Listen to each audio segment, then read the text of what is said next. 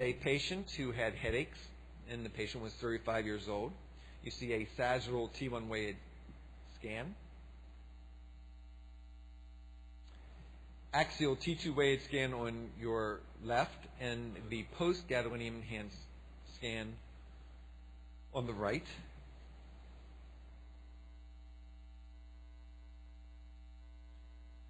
And this is the sagittal T1 weighted scan once again with a coronal post-gadolinium enhanced scan.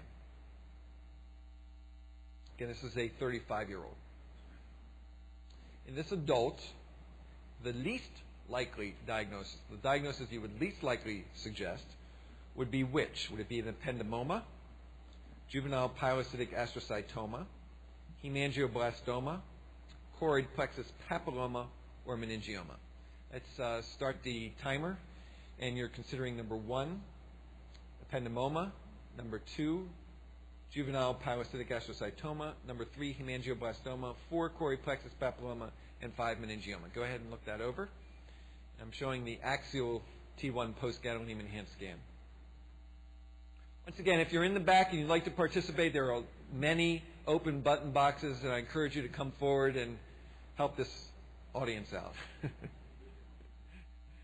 Okay, so juvenile pilocytic astrocytoma is the answer that the majority of you responded with, and that is the correct answer, in part because of the age and in part because of the appearance of the neoplasm.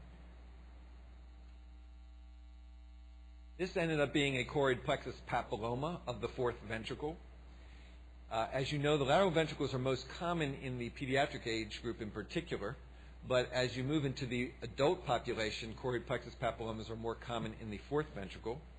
These may be large lesions that may show flow voids, they may have calcification, they may have hemorrhage, and they may show associated hydrocephalus. And the reason for the hydrocephalus has been proposed to be a number of things, including arachnoidal adhesions, actual true obstruction of the egress of the cerebrospinal fluid versus overproduction of cerebrospinal fluid and or gumming up of the arachnoid villi by the proteinaceous secretions of the tumor. It represents 3% of pediatric tumors and just 0.6% of adult tumors, which is why it makes this case somewhat unusual. The mean age is 5.2 years, but these are tumors that may be found at birth along with your teratomas, although not necessarily in the same location. And a small percentage of pediatric choroid plexus papillomas are seen in the fourth ventricle. You may have CSF dissemination even if the tumor is still considered a benign tumor, need not be choroid plexus carcinoma, but you may still see CSF dissemination, which is one of the paradoxes of this neoplasm. So in this question, we ask adult choroid plexus papilloma versus pediatric choroid plexus papilloma, which is true. The adults are more commonly seen in the fourth ventricle. There's a worse prognosis in the adults, a lower rate of carcinoma in adults, or a higher rate of obstruction in the adults, which would be true. So we'll start the timer going here.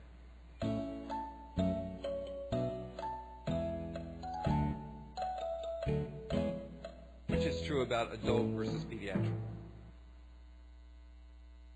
This is what we call the 20-second retention test. You know, you tell somebody something and then you see whether they, and 20% of the people will not get it correct even after 20 seconds.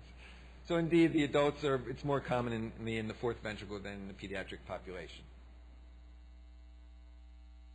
The foils that I mentioned included ependymoma. This is the case of a patient who has an ependymoma, and one of the characteristic features of ependymomas is that they may squirt through the foramina of Magendie or Luschka, in this case coming down through the foramen of Magendie inferiorly.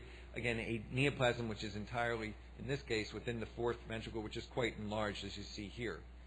Ependymomas may be intraparenchymal as well. When they do occur intraparenchymally, we see that more commonly in the adults. And remember that these, in the supratentorial compartment and in the adults, they may be intraparenchymal and not necessarily be associated with the ventricular system or the ependyma.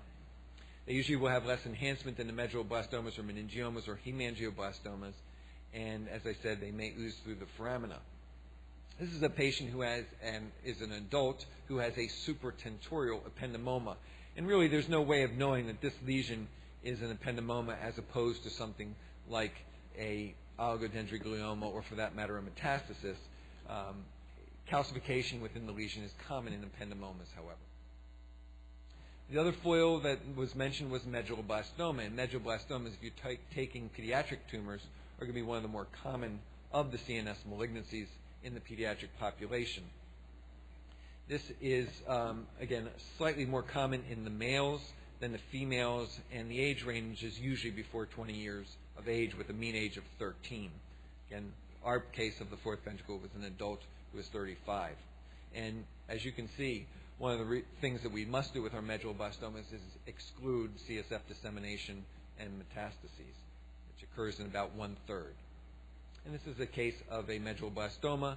Most people now will say that these arise in the vermis as opposed to the inferior or superior medullary velum, and usually not wholly centered in the fourth ventricle. This is a WHO grade 4 lesion, and therefore is a highly malignant lesion, and the treatment is usually both surgery as well as radiation therapy. Radiation for individuals who are less than 3 years of age is usually put off because of the impact it has on the development of the brain, as well as the potential for secondary neoplasms.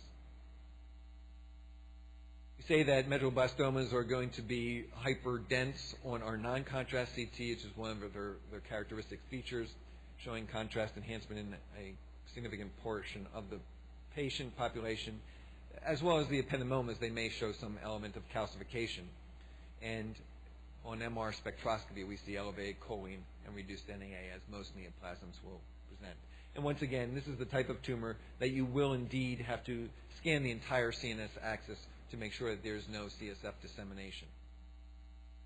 Adult medulloblastomas are a little bit different in that they may be hemispheric, and this leads to the potential diagnosis of your desmoplastic medulloblastomas, which may actually extend into and along the meninges, and may even present as a cerebellopontine angular cistern mass attached to the cerebellum.